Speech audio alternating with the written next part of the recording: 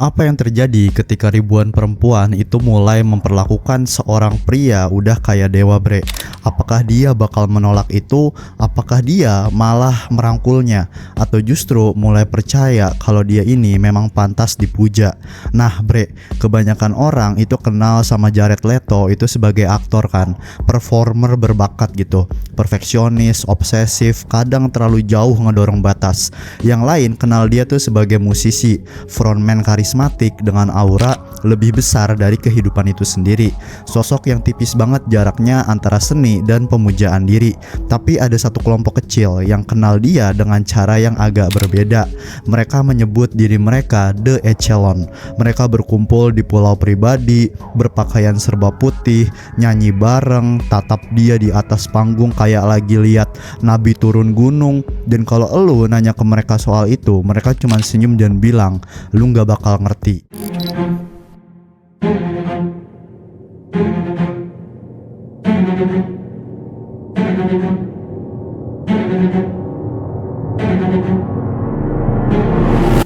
Ketika seseorang berada di puncak dunia, aturan itu mulai terasa fleksibel.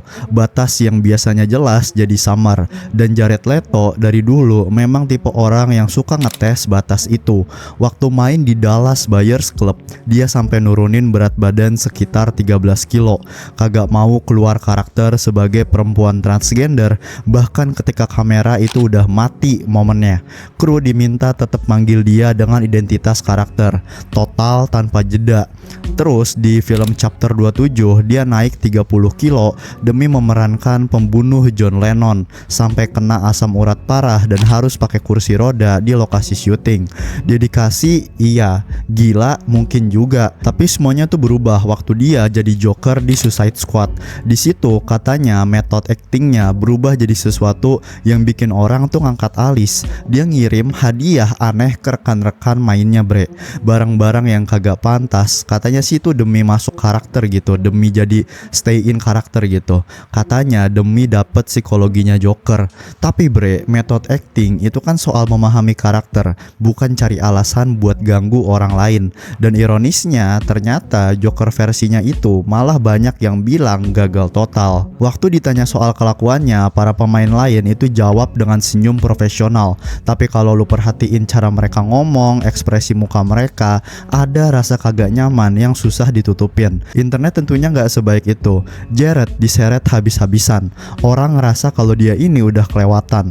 Backlashnya juga makin kenceng. Sampai tahun berikutnya dia nyoba narik omongannya. Aneh juga kan, karena sebelumnya dia sendiri yang cerita soal aksi-aksi itu. Terus dia bilang kalau semuanya ini cuman bercanda, cuman giving biasa gitu. Tapi kagak lama kemudian dia balik lagi jadi defensif. Intinya, lu kerja cara lu, gua kerja cara gua. Kalau lu nggak suka, ya silakan. Kurang lebih begitu loh yang pengen dia sampein.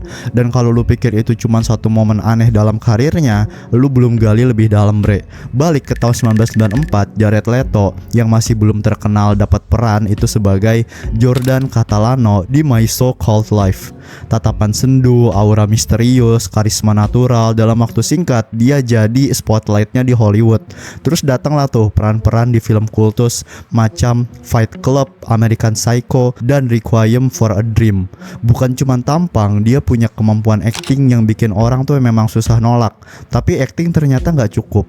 Tahun 1998 bareng saudaranya Shannon, dia bikin band bernama 30 Seconds to Mars. Awalnya orang mungkin mikir ini tuh cuman project iseng aktor yang lagi pengen nyoba-nyoba musik gitu, kayak project lewatan doang gitu. Tapi yang terjadi itu justru sebaliknya, bre. Band itu meledak, mereka masuk ke skena alternatif rock dengan anthem besar, lirik soal perjuangan, cinta, iman, pencarian makna hidup.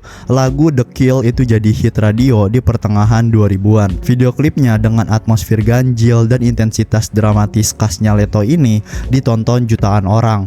2 album awal mereka itu tembus platinum. Tur mereka brutal tanpa henti sampai akhirnya mereka mecahin rekor Guinness untuk jumlah pertunjukan terbanyak dalam satu siklus album. Dan disinilah sesuatu itu mulai berubah. Konser bukan lagi sekedar konser, itu udah jadi pengalaman ritual. Leto berdiri di atas panggung pakai jubah putih, tangan terbuka, ribuan orang di bawahnya nyanyi serempak juga. Dia nyebut penggemarnya ini The Echelon. Mereka bukan sekedar fans, mereka itu keluarga, mereka komunitas, dan mereka benar-benar percaya. Ketika ribuan orang mulai memperlakukan lu udah kayak pemimpin spiritual, ada dua kemungkinan bre. Lu bakal tetap sadar diri atau pelan-pelan lu mulai menikmati posisi itu. Dan kalau lu udah sampai di titik dimana orang rela terbang ke pulau pribadi, bayar mahal buat ikut retret eksklusif, pakai pakaian serba putih, dan duduk mengelilingi elu udah kayak lingkaran doa, pertanyaannya bukan lagi soal musik. Pertanyaannya adalah siapa yang sebenarnya mengendalikan siapa? Apakah ini cuman brandingan jenius, strategi marketing paling cerdas dalam industri musik alternatif, atau ini sesuatu yang lebih gelap, lebih personal, lebih tentang ego yang tumbuh tanpa batas? Karena sejarah itu udah berkali-kali nunjukin satu hal bre, ketika seseorang mulai dipuja tanpa kritik, tanpa batas, tanpa yang ada berani bilang buat cukup gitu loh, cerita itu jarang berakhir sederhana. Dan Jared Leto, dia bukan cuman aktor, bukan cuman musisi, dia adalah simbol dari satu fenomena yang bikin kita tuh harus bertanya-tanya, kapan karisma itu bakal berubah jadi kultus, dan kapan seorang entertainer mulai percaya bahwa dia memang lebih dari sekedar manusia biasa. Sementara band-band lain yang dibentuk aktor datang dan pergi udah kayak tren musiman, Jared Leto itu justru makin kuat. Dia ngerti satu hal yang mungkin jarang diomongin terang-terangan, kalau musik itu ngasih sesuatu yang acting gak bisa, yaitu akses langsung, tanpa perantara, tanpa skrip.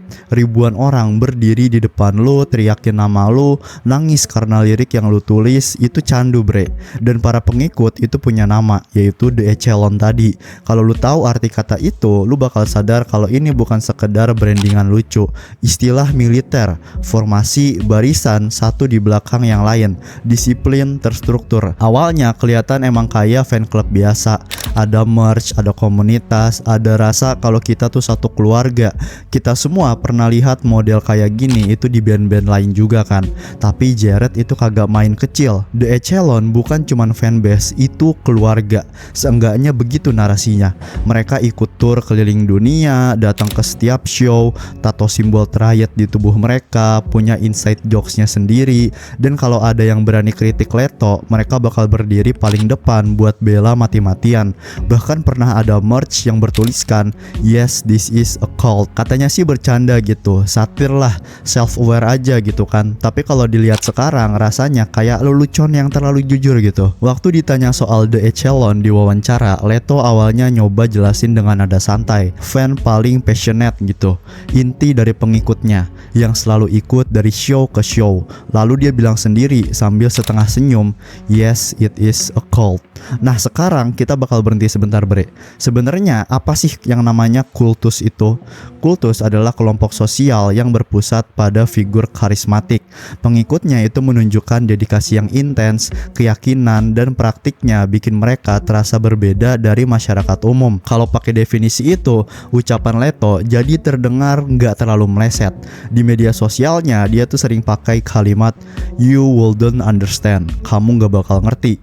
Pengikutnya itu langsung adopsi, itu jadi semacam kode gitu, sinyal halus bahwa mereka bagian dari sesuatu yang eksklusif, sesuatu yang orang luar itu nggak akan bisa pahamin. Dan bener gitu bre, eksklusivitas itu jadi bahan bakar paling kuat buat fanatisme kayak gini. Konser-konsernya itu pelan-pelan berubah rasa, bukan lagi sekedar pertunjukan rock, lebih mirip pertemuan pemujaan idola.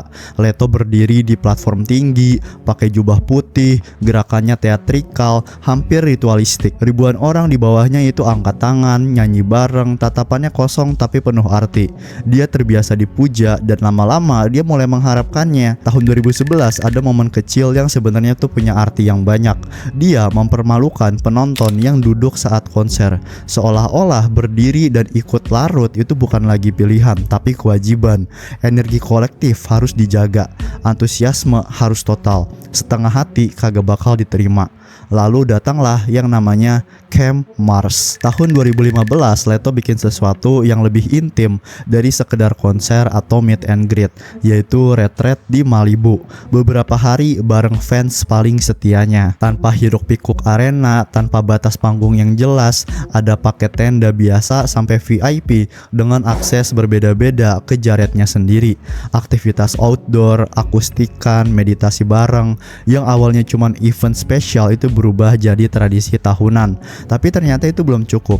Tahun 2019 dia naik level lagi dengan Mars Island, retreat 3 hari di pulau pribadi di Kroasia. Harga paketnya itu bisa nyampe ribuan dolar. Dari angka yang udah bikin orang mikir 2 kali sampai paket Phoenix dengan harga yang bahkan kagak diumumkan ke publik. Kabarnya di situ ada waktu pribadi bareng Leto sebagai salah satu daya tarik utamanya.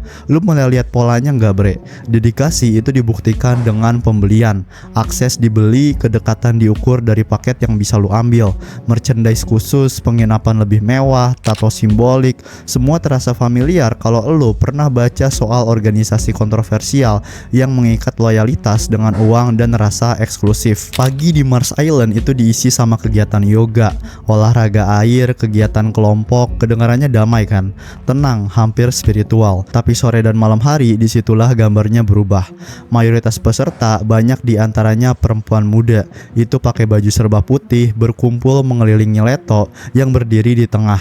Dia pidato di berbagai sudut pulau. Orang-orang mengikuti setiap langkahnya, dengerin setiap katanya, gantung di tiap kalimat. Aneh satu hal lagi, di mana ada banyak foto yang beredar bre. Kalau Shannon, si kakaknya itu tadi, itu hampir kagak kelihatan. Seolah-olah ini bukan lagi soal band gitu. Bukan soal 30 Seconds to Mars. Ini adalah soal satu figur, satu pusat gravitasi, dan semuanya berputar di sekelilingnya. Pertunjukan di retreat itu bahkan dinamai Church of Mars atau gerejanya Mars gitu. Bukan metafora halus, bukan simbol samar. Church, gereja. Leto muncul dengan jubah putih, berdiri udah kayak figur spiritual. Sejak debutnya Mars Island, retreat itu terus berjalan. Harganya naik, permintaannya tapi tetap tinggi. The Echelon itu tetap setia. Tapi semakin besar fenomenanya ini, semakin banyak juga orang mulai mengulik masa lalunya Leto, terutama pola interaksinya dengan perempuan. Kalau lu nonton wawancara-wawancaranya, ada satu pola yang susah diabaikan, di mana dia suka mendekat, terlalu dekat bahkan. Komentar soal penampilan, sentuhan yang kagak perlu, candaan yang bikin suasana canggung, semuanya dibungkus karisma, dibungkus pesona. Masalahnya yang dihadapin itu seringkali jurnalis perempuan yang lagi kerja profesional. Kamera nyala, mereka harus tetap sopan dong, tetap senyum, tetap lanjut wawancaranya. Sementara dia pelan-pelan itu ngegeser batasnya. Dia pakai statusnya, popularitasnya untuk menciptakan situasi di mana orang sulit nolak, sulit protes. Karena protes berarti bikin suasana itu jadi aneh. Dan siapa yang mau jadi perusak suasana di depan kamera kan? Dan disinilah pertanyaannya jadi lebih gelap. Kalau di depan kamera aja dia berani sejauh itu, bagaimana dengan momen ketika kagak ada sorotan, ketika nggak ada penonton, ketika nggak ada tekanan publik? Karena sejarah selalu nunjukin satu hal bre, ketika seseorang udah terbiasa dipuja, udah terbiasa nggak pernah ditolak, udah terbiasa semua orang bilang iya, batas moral itu bukan hilang tiba-tiba, tapi akan hilang dengan sendirinya. Dia terkikis pelan-pelan sampai akhirnya orang itu mungkin bahkan gak sadar lagi di mana garisnya dulu pernah ada. Dan inilah bagian paling membingungkan dari seluruh cerita. Semakin banyak tuduhan bermunculan, semakin kuat pula Jared Leto ini berdiri, seolah-olah dua realitas berjalan berdampingan. Di satu sisi ada rentetan klaim, artikel lawas, pesan-pesan yang hilang dari internet, dan komentar pedas dari orang dalam industri. Di sisi lain ada seorang bintang Hollywood yang tampaknya itu nggak tersentuh, yang masih diundang ke karpet merah, masih mimpin band tour ini keliling dunia, masih dipuja bak sosok suci oleh ribuan pengikut berpakaian putih. Perbedaan antara kedua dunia itu bukanlah jarak, itu jurang. Jurang yang hanya bisa ditempati seseorang yang cukup terkenal, cukup kaya, dan cukup dipertahankan oleh mereka yang mendapat keuntungan dari keberadaannya. Bayangin gimana semua itu terasa bagi para fans muda yang menyembahnya. Mereka nggak melihat laporan atau tuduhan, mereka hanya melihat sosok flamboyan yang turun dari panggung dengan jubah putih, tersenyum, menyentuh tangan mereka, dan mengucapkan frasa-frasa yang kedengarannya tuh spiritual. Mereka datang ke Mars Island itu mencari kedamaian atau perubahan hidup, dan yang mereka temukan adalah figur yang menjual ilusi pemurnian diri, sambil berdiri di tengah kontroversi yang gak pernah dia komentarin. Heningnya adalah bagian paling mencolok. Jared Leto itu gak membantah bre, gak membela diri juga, gak menjelaskan. Dia hanya membiarkan waktu bekerja untuknya, membiarkan bukti yang gak ada dan sistem industri hiburan yang nyaman dengan diamnya terlindungi oleh slogan paling tua dalam dunia selebritas, dimana selama uang masih mengalir, masalah akan terus tenggelam. Hollywood itu pun memperlakukannya udah kayak angin lewat doang. Casting director itu terus manggil, studio besar terus menulis cek, majalah fashion masih memajang wajahnya di sampul. Pembicaraan tentang allegationnya itu hanya hidup di forum-forum, arsip Tumblr, dan potongan wawancara yang diceritakan kembali oleh orang-orang yang pernah bertemu dengannya. Sementara itu Jared Leto berdiri di tengah panggung, memandangi lautan pengikut setianya yang memegang ponsel tinggi-tinggi, memuja setiap gerakannya, dan dirinya tahu betul bahwa di pulau kecil itu dia nggak sekedar menjadi musisi, dia menjadi pusat orbitnya, titik gravitasinya, seseorang yang nggak bisa disentuh oleh konsekuensi. Dan justru disitulah letak inti dari kultus ini, bukan pada klaim atau rumor, bukan pada tweet yang udah lama dihapus atau artikel yang dikubur oleh waktu, tetapi pada kemampuan seseorang manusia untuk membentuk realitas bagi ribuan orang, pada cara dia membangun dunia kecil yang cuman tunduk pada dirinya, pada fakta bahwa di Mars Island, di antara pakaian putih dan serenade akustik, ada ketidakseimbangan kekuasaan yang kagak terlihat oleh mereka yang terpesona olehnya. Pada akhirnya, apa yang membuat kisah ini begitu menggelisahkan itu bukanlah tuduhan-tuduhannya itu sendiri, melainkan bagaimana semuanya bisa berjalan begitu lama tanpa henti, bagaimana industri ini diem aja, bagaimana fandomnya itu menolak melihat, bagaimana seseorang bisa berdiri di tengah badai rumor selama hampir 2 dekade tanpa sedikit pun tersentuh. Dan ketika malam turun di Mars Island, ketika suara ombak menghapus jejak langkah di pasir, ketika para pengikutnya kembali ke tenda mereka dengan mata yang berbinar, satu hal itu menjadi jelas bre. Di dunia yang dibangun Jared Leto, dia bukan hanya bintang film atau vokalis band, dia adalah simbol dari sesuatu yang jauh lebih berbahaya, yaitu kekuasaan tanpa akuntabilitas, kekaguman tanpa kritik, keheningan yang melindungi. Sementara tuduhan itu terus berubah menjadi bisikan, dan bisikan berubah menjadi mitos-mitos doang. Jared Leto tetap berjalan di antara mereka, dikawal oleh cahaya panggung, dilindungi oleh loyalitas yang membutakan, dan dijaga oleh sistem yang lebih memilih uang daripada kebenaran. Oke bre, segitu aja buat video gue kali ini. Gimana menurut lo? Kalau lo suka, jangan lupa like, comment, share, dan subscribe channel ini. Dan juga gue udah buka membership di mana nanti bakal lebih banyak konten-konten eksklusif terkait kisah-kisah selebriti aneh kayak begini ataupun kisah-kisah kartel. Kalau tertarik silakan tombol joinnya ada di bawah. Oke, sampai jumpa lagi di video selanjutnya. Dadah.